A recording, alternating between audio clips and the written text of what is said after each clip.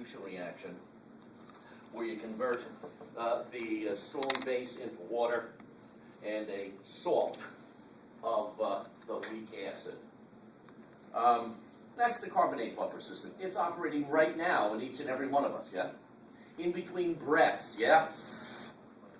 We're starting to accumulate free hydrogen ions. The carbonate buffer system is trying to camouflage those free hydrogens in sodium bicarb. Although the carbonate buffer system is the most widespread, utilized virtually all over and about the body, it's the least efficient of the three. There are two other chemical buffer systems.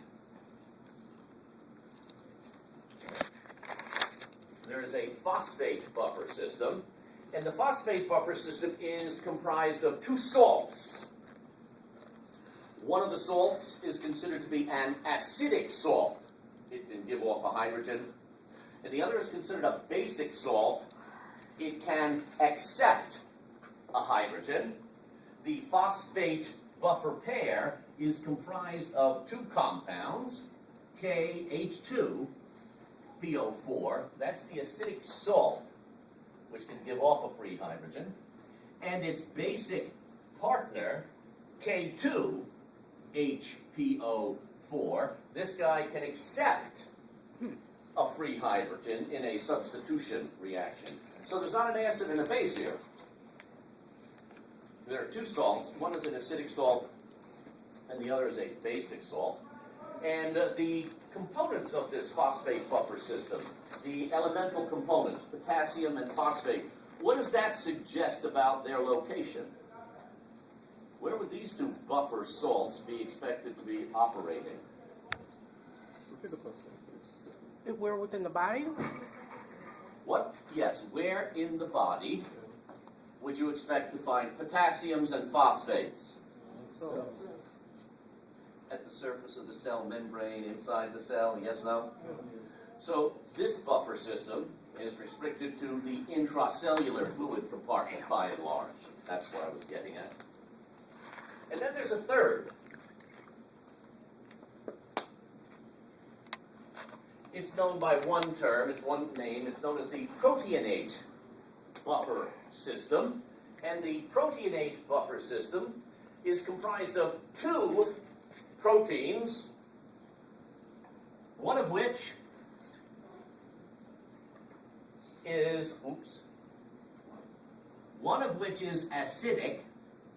You recognize HB, and the other of which is basic or alkaline, potassium hemoglobinate. Do you remember when we conducted oxygen around the body in the bloodstream? Mm-hmm. Didn't oxygen enter the red blood cell? Didn't oxygen enter the red blood cell and combine with hemoglobin? What I didn't show you in my initial presentation was that hemoglobin had a potassium ion attached to it. You saw that potassium ion, however, when we started to bring carbon dioxide back from the cells. When carbon dioxide entered the bloodstream at the capillary bed, didn't most of it move into the red cell because of carbonic anhydrase? Yeah.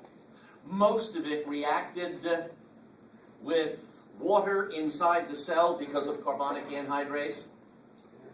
But didn't some of the CO2 react with reduced hemoglobin, HHB, which only got reduced after oxygen was released and the potassium was released to react with the chloride ion, which entered the red cell as the bicarbonate left the red cell when carbon dioxide combined with water? Do you remember the chloride shift? Along the surface of the red cell membrane, the internal respiration of CO2. Carbon dioxide entered the red cell, combined with water to form carbonic acid, dissociated into free hydrogen ions and bicarbonates. The bicarbonate left the red cell, reacted with sodium bicarbonate out there in the plasma, and those free hydrogens then knocked a potassium off the hemoglobin who just dropped off the oxygen.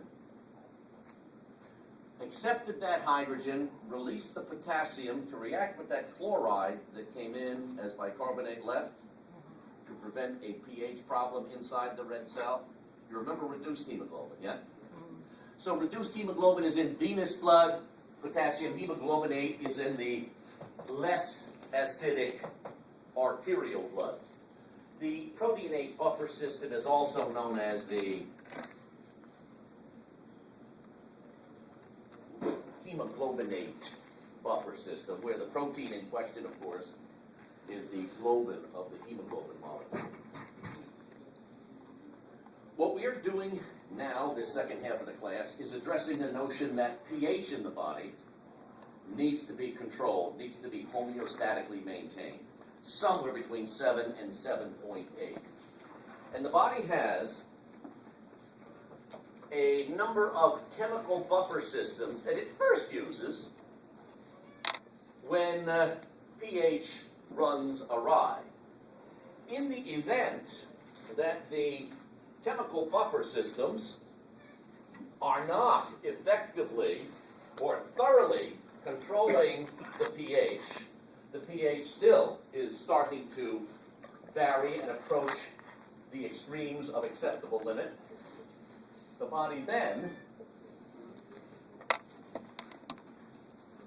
resorts to a respiratory method of pH control. The chemical buffer systems have been exhausted. They've done whatever it is they're capable of doing for me. My pH is still changing. You remember this reaction?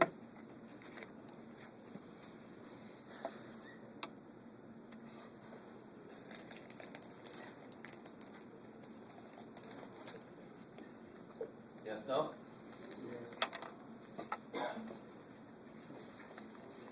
If there's a lot of CO2 in the blood, this reaction will proceed to the right. We'll tend to accumulate hydrogen ions and lower our pH. If we breathe very rapidly, we'll flush the carbon dioxide out of the body.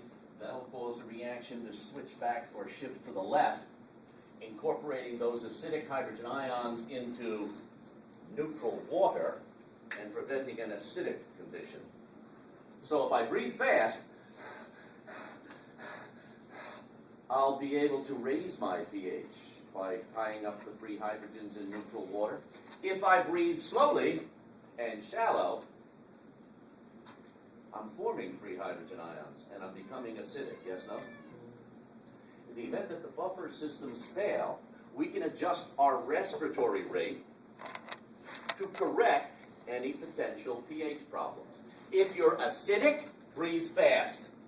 If you're alkaline, breathe slow. Accumulate hydrogen ions. Does that make sense?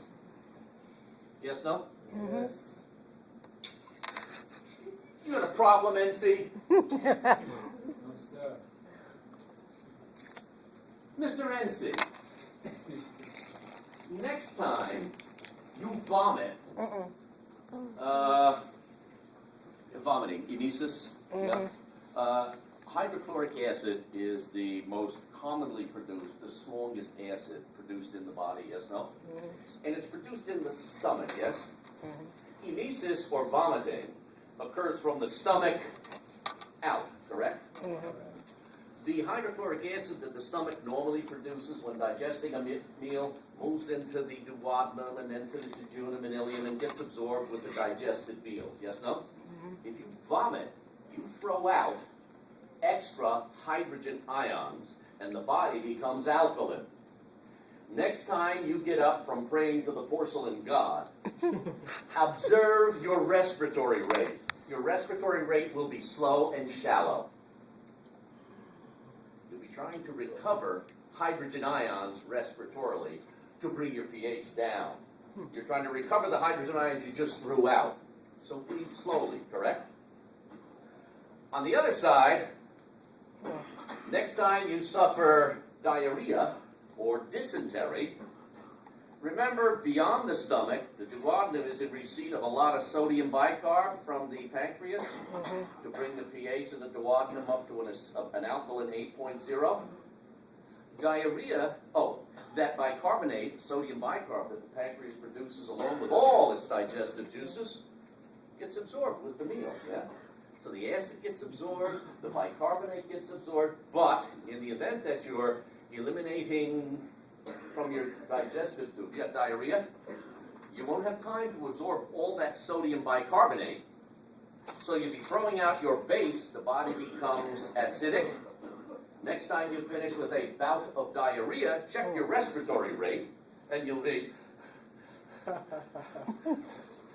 breathing rapidly to get rid of some of those hydrogen ions that can be eliminated through respiratory adjustments, yes, no? So vomiting, you breathe slow. Diarrhea, you breathe fast. You're making a respiratory effort in the extreme to prevent an unwanted swing in pH. You all with me? Mm-hmm. Yes, no? Here's a term.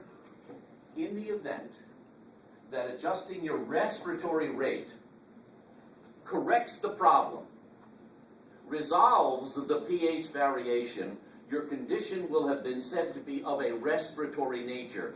You will have had respiratory acidosis, or you will have had respiratory alkalosis, yes? If breathing corrects the problem, the acidosis or the alkalosis, it is said to be clinically of the respiratory nature, yeah? On the other hand, after your chemical buffers have been exhausted and the pH is still a problem, after respiratory adjustments have been installed and there's still a problem, the next thing and the final attempt your body employs to regulate pH is through renal mechanisms. And now I ask you to remember what we did in class on Monday. Remember we talked about the third phase of kidney function, nephric function? It was called tubular secretion. Mm-hmm. You remember how cells in the peritubular capillaries were capable of antiporting hydrogen ions to the distal convoluted tubular cells, and the distal convoluted tubular cells would secrete them into the urine? Yes? Mm-hmm. Do you remember how the pH dropped and we had to then deaminate amino acids to form to form ammonium and combine it with the chloride, ammonium chloride? Do you remember how we then reabsorbed sodium bicarb from the urine, put it back into the blood? Those were the renal efforts that are your final attempts at correcting pH variations. Yes, no? In the event that the pH problem can be corrected by efforts, tubular secretion efforts in the nephron, your condition is then referred to as a metabolic acidosis or a metabolic alkalosis, yes? So you should know the difference between respiratory and metabolic states or conditions. It means the difference between your lungs and your kidneys. Yes, no, maybe? Okay. Effectively speaking, that completes the material that you all will be responsible for on your next lecture exam, which will take place 1 week from today, April 11th? What's the date? Okay, wait, 11th? I don't know, tell me. Okay.